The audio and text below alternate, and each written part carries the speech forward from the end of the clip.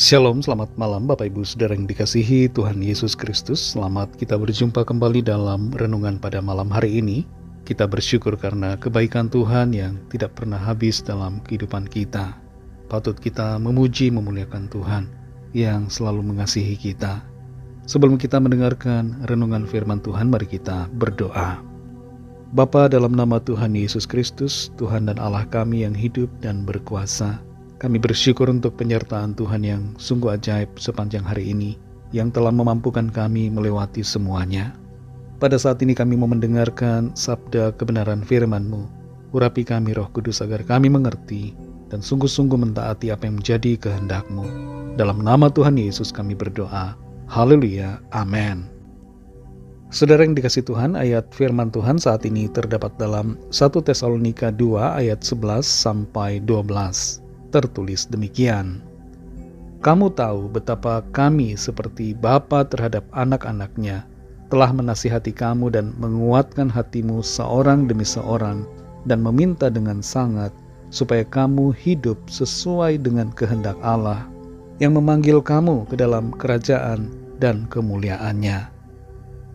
Saudara yang dikasihi Tuhan, seorang pemuda berkata kepada seorang wanita yang diidamkannya bahwa menurut mimpinya tadi malam, Tuhan menghendaki dirinya untuk menjadi suami bagi wanita idamannya itu.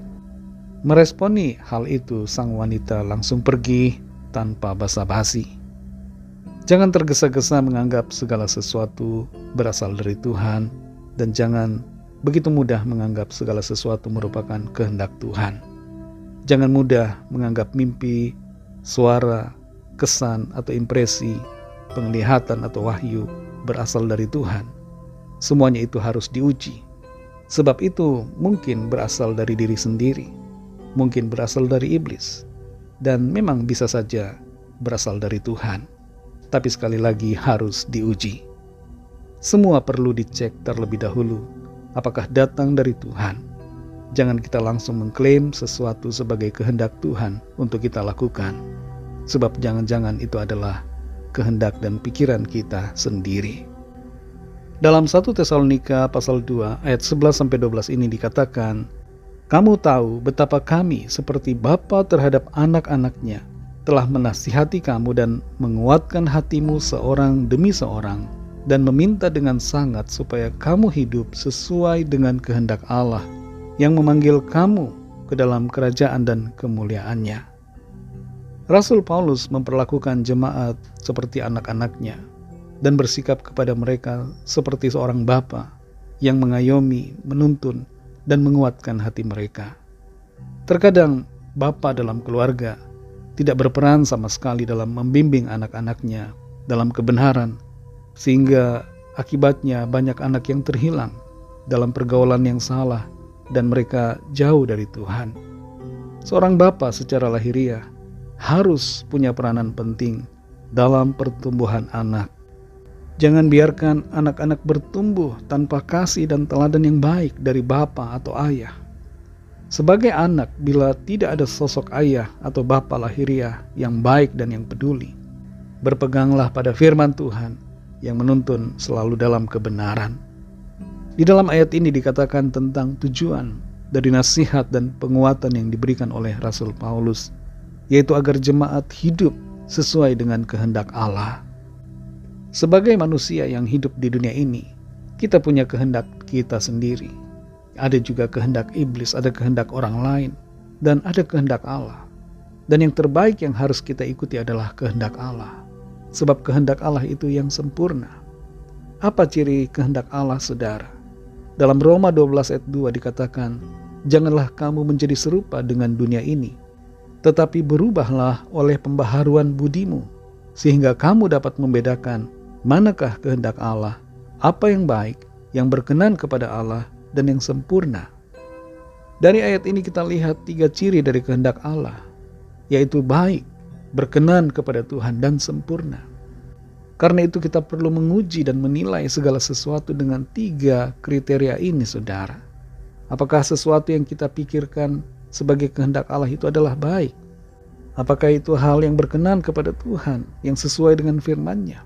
Dan apakah itu adalah hal yang sempurna? Untuk mengerti 3 ciri kehendak Tuhan ini, kita perlu diubahkan oleh pembaharuan budi yang dikerjakan oleh Roh Kudus sesuai dengan firman Tuhan.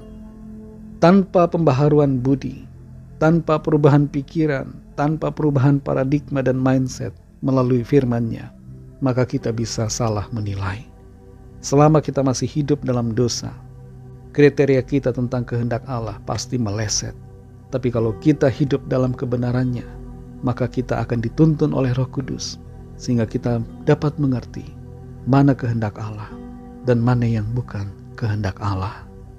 Saudara yang dikasihi Tuhan, Tuhan menghendaki kita agar hidup dalam kehendak-Nya, bukan dalam kehendak kita sendiri, apalagi dalam kehendak iblis. Kalau ada di antara kita saat ini yang sedang berjalan dalam kehendak sendiri, yang tidak berjalan dalam kehendak Tuhan, mari berbalik arah, kembali dalam jalur kehendak Tuhan, supaya hidup kita senantiasa berkenan dan ada dalam rencananya yang sempurna. Mari kita berdoa. Terima kasih Tuhan Yesus, kami bersyukur untuk firman-Mu yang sudah kami dengar pada saat ini, yang mengajarkan kepada kami untuk selalu hidup menuruti kehendak-Mu, bukan kehendak kami, bukan kehendak iblis, bukan kehendak orang lain yang kelihatannya baik, tapi sebenarnya berlawanan dengan firman Tuhan. Tolong kami Tuhan, tuntun kami Roh Kudus agar kami semakin mengerti akan kehendak-Mu, dapat menilai dengan baik apa yang menjadi kehendak Tuhan dalam kehidupan kami. Ketika kami diperhadapkan dengan sesuatu yang membutuhkan hikmat dan keputusan untuk kami dapat mengerti apakah itu kehendak Tuhan, mampukan kami Tuhan untuk dapat menilainya dengan benar, sesuai dengan tuntunan Roh Kudus-Mu dan seturut dengan firman-Mu. Terima kasih Tuhan untuk firman-Mu yang terus menuntun kami berjalan dalam kebenaran-Mu. Malam ini kembali kami akan beristirahat. Kami mohon berkat perlindungan Tuhan atas kami semua. Lindungi kami, berikan tidur nyenyak, dan bangunkan kembali dengan kuat baru, untuk kami pakai kekuatan dan kesehatan itu untuk hormat kemuliaan nama Tuhan. Kami berdoa bagi yang sakit dan yang sedang dalam pergumulan, agar Tuhan menjamah, menyembuhkan, memulihkan, memberikan kesehatan, memulihkan hati dan pikiran yang cemas, yang gelisah, agar dipenuhi dengan damai sejahtera dan sukacita, iman dan pengharapan.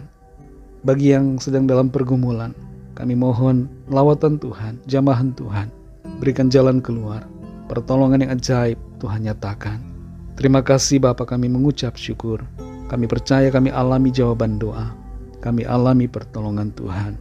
Berkati bangsa kami Indonesia dan juga semua bangsa di dunia ini. Curahkanlah roh-Mu ya Tuhan, agar setiap orang dari segala bangsa percaya kepadamu dan menerima anugerah keselamatan. Ampuni kami akan dosa kesalahan kami, seperti kami juga mengampuni orang yang bersalah kepada kami. Dan pimpin kami selalu untuk hidup benar dan sempurna di hadapan-Mu. Dalam nama Tuhan Yesus Kristus, Tuhan dan Juru Selamat kami sudah berdoa dan mengucap syukur. Haleluya. Terimalah berkat Tuhan. Tuhan memberkati engkau dan melindungi engkau. Tuhan menyinari engkau dengan wajah-Nya dan memberikan kasih karunia. Tuhan menghadapkan wajah-Nya kepadamu dan memberikan damai sejahtera.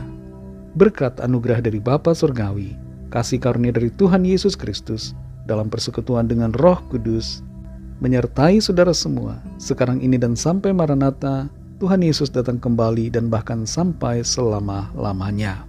Dalam berkat nama Tuhan Yesus Kristus. Haleluya. Amin. Puji Tuhan, saudara yang dikasihi Tuhan, saya percaya firman Tuhan menjadi berkat dan kekuatan buat saudara semua, dan Roh Kudus akan menolong saudara untuk lebih lagi memahami kebenaran firman Tuhan. Tuhan Yesus memberkati saudara semua. Sampai jumpa dalam renungan yang berikutnya. Haleluya.